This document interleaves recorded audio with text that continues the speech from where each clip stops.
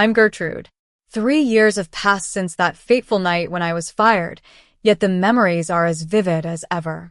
It was a pivotal moment that set me on a journey of transformation, not just for myself, but for an entire industry. It all started with a phone call in the dead of night. I was in the throes of a fever, my body ravaged by a terrible illness. The harsh ring of the phone jolted me from a fitful sleep. It was 2:38 a.m. And my thermometer had read 102 degrees earlier that evening. I fumbled for the phone, my throat feeling like sandpaper as I croaked out a hello. On the other end of the line was my boss, Vivian. She had no concern for my health, no preamble. "You're fired. Your projects and office space are reassigned. Goodbye," she said, her voice slicing through the line with surgical precision. Those words should have devastated me. I had dedicated 3 years of my life to the company, pulling countless all-nighters and developing innovative campaigns that had transformed the business. But instead of despair, a strange calm washed over me. I simply replied, "Okay." Vivian was taken aback. "What do you mean, okay?" she asked, confusion replacing her confident tone. I couldn't help but laugh, a genuine, hearty laugh that triggered a coughing fit. "You just don't realize what you've done," I managed to say through labored breathing. She accused me of threatening her, but I assured her I was just observing. I hung up the phone, still smiling despite my fever. The projects she had just claimed, the ones she thought would advance her career, were actually elaborate traps she had unwittingly set for herself. Let me take you back to how it all began. I grew up in a small town, the daughter of hardworking parents. My father was a mechanic and my mother was a schoolteacher. They instilled in me a strong work ethic and a love for creativity. After graduating from college, I landed a job at a small marketing agency, where I honed my skills and developed a reputation for coming up with unconventional campaigns. 3 years ago, I was recruited by Vivian to join one of the top marketing firms in the country. She was impressed by my portfolio and promised me creative freedom to push boundaries. "Your campaigns speak to people in ways others can't achieve," she told me during our first meeting. "That's what we need here." For the first 6 months, Vivian was my biggest cheerleader. She showcased my concepts to clients, nodding enthusiastically as I explained my vision. The leadership team seemed impressed, and I felt like I had found my professional home. Then came the Sterling account, a struggling luxury jewelry brand in need of a reinvention.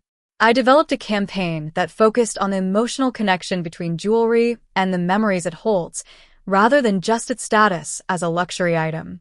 It was a risky approach, but it paid off. Sales increased by 42% in the first quarter, and the industry took notice. Award nominations rolled in. But that's when I first noticed the shift. During the celebration dinner, our CEO raised a glass to Vivian's brilliant vision for Sterling. She stood there, basking in the applause, while I sat stunned, my congratulatory smile freezing on my face. Not once did she mention my name or my contribution to the campaign. Later that night, I confronted her outside the restaurant. "I worked around the clock on that campaign, Vivian. You didn't even acknowledge me," I said. She adjusted her coat, avoiding my eyes. "Don't be so sensitive, Gertrude. This is how business works." "We're a team," she replied. "A team where you take all the credit?" I retorted. Her expression hardened. "You're still new here. I've spent 15 years building my reputation. When you reach my level, you'll understand how this game is played." I should have left then, but the work challenged me and the pay was good. More importantly, the company's health insurance covered my father's heart surgery. Without it, he wouldn't have been able to afford the treatment. So I stayed, telling myself that things would improve. But they didn't. The pattern became clear. I would develop strategies and concepts, and then Vivian would mysteriously need a quick review just before presentations. She would walk into meetings with my work, making tiny modifications and presenting it as her collaborative vision. When the campaigns were successful, it was all about Vivian's strategic genius. When they failed, it was my execution that missed the mark. My salary remained frozen, while hers grew with each success. Promotions that should have been mine went to others who played her political games better. Meanwhile, My ideas continued to generate millions for the company. I documented everything, every email, every meeting, every concept, not for revenge, but for protection. Or so I told myself. Then came the breaking point. A year ago, our largest client threatened to leave unless we delivered revolutionary work. Vivian called me into her office. "We need something no one's done before," she said, tension visible around her eyes. "The CEO specifically asked for you to lead this." I felt a flicker of vindication. Finally, some recognition. But then she continued, "I'll need to closely supervise. The stakes are too high for experiments." Translation: I would do the work, and she would take the credit. I developed a campaign that broke every convention in the industry. It was personal, almost uncomfortably intimate, yet universal. The client loved it, and sales skyrocketed beyond projections. At the industry awards, Vivian stood on stage accepting the top honor. "I've always believed in taking risks," she said, clutching the trophy. "This campaign represents everything I've worked toward in my career." My name appeared in small print on a slide that flashed for 3 seconds. That night, something shifted inside me. I wasn't going to leave. That would be too easy for her. I wasn't going to complain. That would paint me as difficult. Instead, I decided to play a longer game. I began speaking up more in meetings, ensuring that others heard my ideas firsthand. I built relationships with clients directly, and I found ways to sign my work that couldn't be erased. Hidden creative elements that carried my signature style started to be recognized by clients. Vivian noticed, and her methods became more aggressive. 6 months ago, she assigned me 3 enormous client projects simultaneously, each with impossible deadlines. The message was clear: fail and prove you're not essential, succeed and work yourself to exhaustion while she collected the praise. I accepted the challenge without complaint. What she didn't know was that I had been preparing for this moment. I poured everything into these projects, creating strategies that broke new ground. The clients were thrilled with the preliminary presentations. The plans were innovative and forward-thinking, but if implemented exactly as written, they were subtly problematic. That's when I recognized her true game. These weren't just tough assignments. They were calculated snares. The strategies, if executed as she demanded, would skirt industry regulations in ways that wouldn't be obvious immediately, but would create serious consequences months later. By then, she would have ensured that all the evidence pointed to me as the responsible party. I quietly built alternative, completely legal versions of each campaign. I launched these clean versions while creating a paper trail showing Vivian's explicit push for the problematic approaches. I saved emails where she insisted on pushing boundaries and being aggressive, and I noted each time she removed protective measures or compliance steps I had included. When I fell ill, I worried that my careful planning would unravel. I was bedridden, struggling to breathe, let alone work. But as days passed and my fever raged, I realized that Vivian might see my illness as an opportunity. With me absent, she could claim complete ownership of the successful campaigns while positioning me to take the fall when regulators eventually noticed the issues. I was right.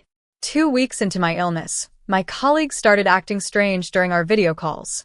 Messages went unanswered, and projects were rerouted without explanation. Then came that middle-of-the-night call. As I lay in bed after hanging up, I felt an odd sense of peace despite my illness. I had prepared for this moment meticulously. Vivian thought she was cutting me loose before I became a liability, but in reality, she was walking into a trap of her own making. The next morning, between coughing fits, I sent 3 emails. The first went to our internal compliance team, expressing concerns about certain directives I had received regarding the 3 major campaigns. The second went to the board of directors, detailing my contributions and attaching documentation of Vivian's instructions to circumvent regulations. The third went to my personal lawyer, outlining potential wrongful termination and documenting the systematic credit theft I had experienced. Then I waited, focusing on recovering my health. The symptoms gradually subsided, leaving me weak but clear-headed. For days, there was silence from the company. I wondered if my evidence had been dismissed, if Vivian's influence was too strong. A week after my firing, my phone rang. It was Mr.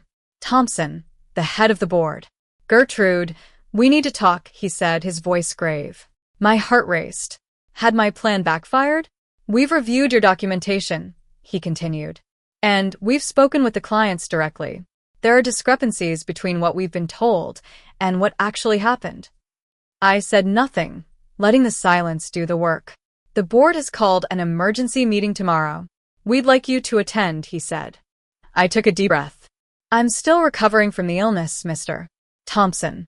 The one Vivian knew about when she fired me at nearly 3 o'clock in the morning." He let out a heavy sigh. "Yes, that's part of what we need to discuss. Can you join virtually?" "I'll be there," I replied. That night, I barely slept. Not from anxiety, but from anticipation. Years of being overlooked, of having my work stolen, of being positioned as expendable, it was all coming to a head. The next morning, I logged into the video call 10 minutes early. One by one, serious faces populated my screen. Vivian joined last, her expression confident until she saw me. "What is this?" she demanded. "Why is she here?" Mr. Thompson cleared his throat. "Vivian, please. We have serious matters to discuss." For the next hour, I watched as my careful documentation was presented. Emails where Vivian explicitly pushed for questionable tactics, recordings of meetings where she dismissed compliance concerns, side-by-side comparisons of what she had presented to the board versus what had actually been implemented. Most damning were the testimonials from clients, confirming that I had been the creative force behind the campaigns, not Vivian. Her face went from confident to confused to panicked as the evidence mounted. "This is ridiculous," she finally sputtered. "She's manipulating you. I've given 15 years to this company." Mr. Thompson's expression remained stone cold. "And in those 15 years, how many others' work have you claimed as your own, Vivian?" The question hung in the air. Vivian's eyes darted around the screen, seeking allies and finding none. "We'll need your resignation by the end of the day," Mr. Thompson continued. "The legal team will be in touch regarding the client complaints." "You can't do this," she whispered, but the fight had left her voice. After she disconnected, Mr. Thompson turned to me. "Gertrude, on behalf of the board, I want to apologize. We failed in our oversight. We should have seen what was happening." I nodded, keeping my expression neutral despite the victory surging through me. "We'd like to offer you Vivian's position, effective immediately. Your work has been exceptional, and your integrity in implementing compliant campaigns despite pressure speaks volumes." The offer was everything I had worked toward: recognition, power, vindication. But as I opened my mouth to accept, I hesitated. This was the moment I should have felt triumph, but something felt incomplete. The company that had allowed this to happen for years was suddenly sorry, only after they feared legal repercussions. "I appreciate the offer, Mr. Thompson," I said carefully, "but I need time to consider it. My priorities have shifted during my illness." His surprise was visible. "Of course, take the time you need. The offer stands." After the call ended, I sat in silence, processing. The revenge I had orchestrated had worked perfectly. Vivian was exposed and removed. I was offered her position, yet I felt hollow. Was becoming the next Vivian really what I wanted? Or was there something more important than climbing a corporate ladder built on taking credit for others' work? My phone buzzed with a text from my father. "How did it go, honey?" he asked. I looked at his message, thinking about how close I had come to losing him, how the company's health insurance had saved his life, and how precious time truly was. That's when I realized that the best revenge wouldn't be taking Vivian's job. It would be creating something entirely new, something that would make both Vivian and the company irrelevant. I picked up my phone and called Mr. Thompson back, but not to accept his offer. I had something much bigger in mind. "Mr. Thompson, I've made my decision," I said when he answered. "But first, let me tell you about an idea I've been developing." My plan wasn't just about justice for myself. It was about transforming an industry built on stealing credit and crushing creativity. "I'm declining your offer," I told him. I could hear his sharp intake of breath through the phone. "But I have a different proposition. I want to change how this entire industry works." Over the next hour, I outlined my vision. A new agency model built on transparent attribution, fair compensation tied directly to revenue generation, and collaborative leadership. No more stolen ideas, no more hidden contributions. Our industry talks about innovation while clinging to a hierarchy designed in the 1950s, I explained. Clients are tired of paying premium rates for work done by underpaid juniors while executives take credit. Mr. Thompson remained silent as I detailed my proposal.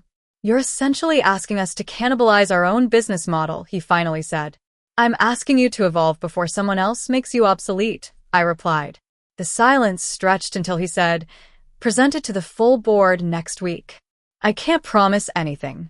That's all I ask, I said. For the next 7 days, I poured my recovering energy into my presentation. This wasn't just about revenge anymore. It was about creating something meaningful from the ashes of betrayal. The board meeting arrived. 12 stern faces watched as I outlined my vision, complete with financial projections showing how transparency could actually increase profitability by improving talent retention and client trust. Miss Gertrude, said Mrs. Harris, the oldest board member. While intriguing, your proposal undermines decades of established practice. With respect, I countered, those established practices are why we lose our best talent every 18 months. It's why clients grow suspicious of our billing. It's why Vivian could steal credit for years without anyone noticing. That last point landed hard. Several board members shifted uncomfortably. Give me 6 months to prove this model works, I pressed. A small team, 3 clients, complete autonomy. If I fail, you've lost little. If I succeed, you'll be positioned as industry pioneers. The debate lasted hours. Finally, Mr. Thompson called for a vote.